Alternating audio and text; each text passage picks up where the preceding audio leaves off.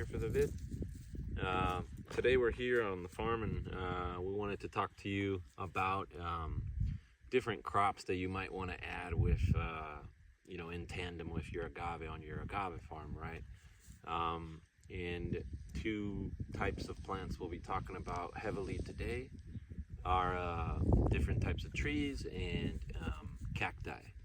And for many reasons, I've chosen these two groups to supplement a lot of the issues that I was having with my agave farm, right? So the first cycle of my agave farm, I spent a lot of money on fertilizer, and one of the big issues that I solved with the trees was, or partially, was the fertilizer, because trees such as this Palo Verde here is a nitrogen fixating tree, and these trees directly are putting nitrogen into the soil, right?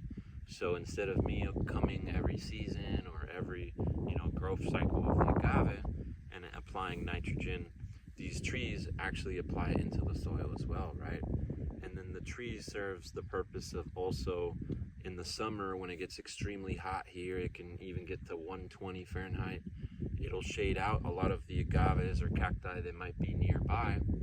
And when now, the heat goes away, I'll cut them back, feed that to my goats, and now they're eating, Palo Verdes, pine trees, mulberries, jelly palms, date palm leaves, and all of that is being, quickly mulched and composted through their, ruminant digestion system.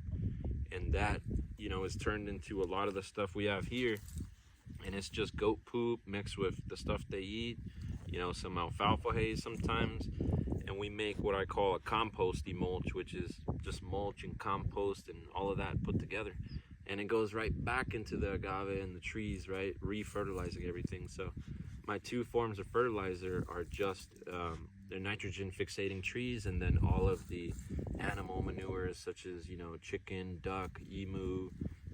We also have goats and geese, and they are helping us out a lot with, the management of the farm as well, right? So I also chose trees because they're going to grow vertically, and cacti because they're two species that my goats loved consuming a lot too, right? So I wanted to grow something that would lower my feed bill on the animal side of the operation, right? And coming back to the agave, I kept dealing with rodent issues where, the gophers were coming and eating lots of my agaves. And I got over that issue by planting lots of cacti that are faster growing than the agave and are more drought tolerant, the majority of them. And that was sufficient enough, me feeding these different cacti that grew quickly to the rodents for them to get off of my agave, right? And now the rodents actually, when they go to a cactus and they bite a few pads, the cactus outgrows that, so the gopher gets its food, and the gopher actually alerts me to an area that's maybe too heavily compacted. That's why it's there. That's its purpose in nature. And I'm able to come in and bring in, tree mulch or animal compost and fertilizers and supplement that soil. So I've made the gopher my researcher, right? Instead of having it destroy all of my agave with the cacti.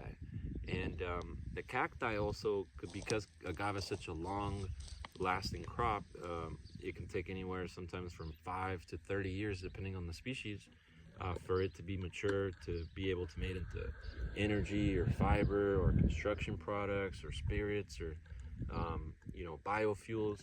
Well, it takes a long time, and the cacti, I can make pads and sell forages, I can make silages and sell that to other farmers. It gives me a crop every single month, and it's also giving me a yearly fruit crop that I can also make into spirits. And if we're agave farmers trying to make spirits, then the cacti is a great supplemental crop, because you can make yearly spirits out of the fruit, or wines out of the fruit, or even just sell the fruit at farmers markets, or make yourself jams or different products. And then that cactus is supplementing you income while your agave is maturing, right?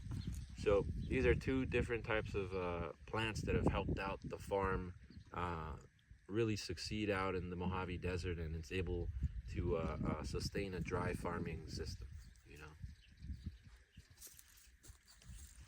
Awesome. That was really good. He was like in here the whole time. Yeah.